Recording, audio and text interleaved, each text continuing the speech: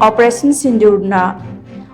Sindoor Indian Armed Forces na CHATHAKHIBA sing adu ASHAOBA na MARAM OIRAGA LAMAN KHUMNABA CHATHAKHIBA NATTE Operation Adudi Tung Koina Ningshingduna Leihounaba para ama TAMBIBAGA LOINANA terrorist Shing Da Chap Paokhum ama Pibani HAINA Indian Army na PHONGDORAKLI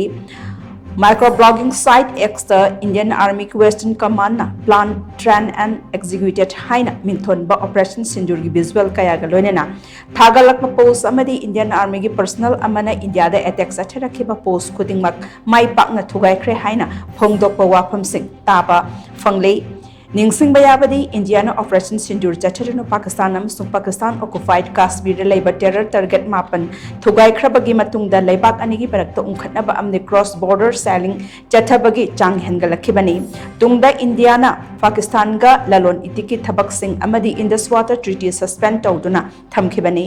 Pakistan gi maikei dagi laibak anigi Director General of Military Operations DGMO Singna wari sanaraba matungda India amasung Pakistan nanigi marakta lainariba ceasefire gi yanaba asi amuk sangdokkani haina phongdorakliba asi yumpham yaudabani haina India Union Defense Minister na paladuna hai thasigi tarani thoiti leibak anigi DGMO na wari sanakhiba aduda ceasefire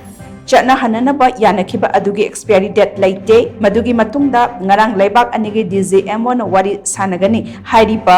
asisu aranbani amadi wari sanabagi schedule amata laite hainasu Union Defense Minister na phongdorakli